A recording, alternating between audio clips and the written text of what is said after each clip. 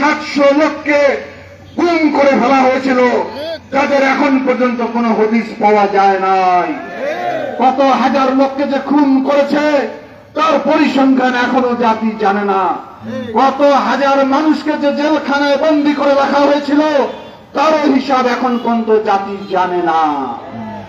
এত অত্যাচার, এত নির্যাতন, এত খুন গুমের পরেও বাংলাদেশের মুক্তিকামী মানুষ ওই স্বৈরাচারের মসনদ 5ই আগস্ট খান খান করে বঙ্গোপসাগরে ভাসিয়ে দিয়েছিল। আমি এই পদবসে বলেছিলাম সময় বেশি হাতে নাই, তাড়াতাড়ি ক্ষমতা ছেড়ে দিন, একটি অবাধ নিরপেক্ষ নির্বাচনের ব্যবস্থা করুন, তা না হলে আপনাদের পরিণতি শ্রীলঙ্কার চেয়ে ভয়াবহ হবে।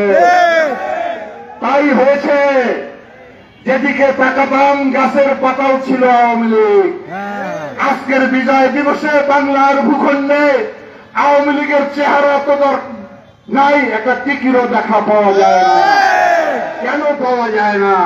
তার কারণ হলো তারা দুর্নীতিতে আকুণ্ঠ নিমজ্জিত, অপরাধের সঙ্গে এরা সংগঠিত।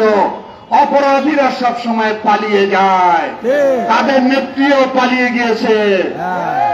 পালিয়ে গিয়ে পার্শ্ববর্তী দেশ থেকে দেশ নিয়ে ষড়যন্ত্রে লিপ্ত হয়েছে। প্রতিদিন প্রতি মুহূর্তে ভারতের গণমাধ্যম বাংলাদেশের সনাতন ধর্ম থেকে নানান নাটক রচনা করছেন। বাংলাদেশ আবহমান কাল ধরে হিন্দু, মুসলমান, বৌদ্ধ, খ্রিস্টান, বৌদ্ধ সকল ধর্মের মানুষের সাম্প্রদায়িক সম্প্রীতির দৃষ্টান্ত রয়েছে। উস্কানি দেওয়ার চেষ্টা করছে যাতে দাঙ্গা লাগে। দাঙ্গা লাগলে তারা বাংলাদেশে অনুপ্রবেশ করবে। 500 দেশকে হুঁশিয়ারি উচ্চারণ করতে চায় যে দেশ 30 লক্ষ আত্মহতি দিয়ে বাংলাদেশের স্বাধীনতা অর্জন করেছে, তোমরা যতই বড় রাষ্ট্র হও না কেন, বাংলাদেশের উপর লোলুপ দৃষ্টি দিলে দাঁত ভাঙা জবাব দেওয়া হবে। প্রিয় ভাইরা আমার, স্বাধীনতা যুদ্ধে 7 কোটি মানুষের অবদান ছিল, কিন্তু বিগত বছরগুলোতে আমরা দেখেছি এক ব্যক্তি সব কিছু করেছেন। উনি একাই খেলেছেন, একাই গোল দিয়েছেন, আর জনগণ নাকি দাঁড়িয়েছিল।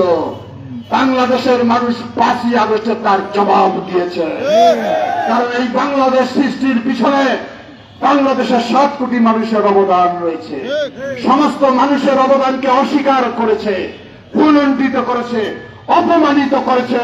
স্বাধীনতার মহান ঘোষক জিয়াউর রহমানকে রাজাকার বলার ধৃষ্টতা পর্যন্ত দেখিয়েছিল তারা।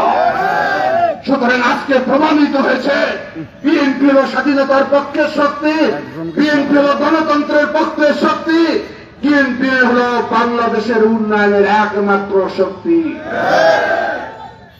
সুতরাং যতই ষড়যন্ত্র করেছে, ষড়যন্ত্রের মেঘ ছিন্ন করে আমরা পূর্ব দিগন্তে সূর্য উদিত হয়েছে। ধীরে ধীরে সূর্য মধ্য গগনে উদিত হচ্ছে, সেই আলোকিত আজকে গোটা বাংলাদেশ আলোকিত।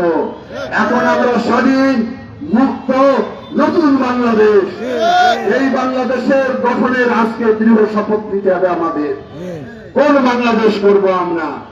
শেখ হাসিনার বাংলাদেশ, শেখ মুজিবের বাংলাদেশ, যে বাংলাদেশে মানুষ কথা বলতে পারে না, সেই বাংলাদেশে আমরা করব জিয়াউর রহমানের বাংলাদেশ, উৎপাদনের বাংলাদেশ। আমরা খালেদা জিয়ার বাংলাদেশ করব, উন্নয়নের বাংলাদেশ।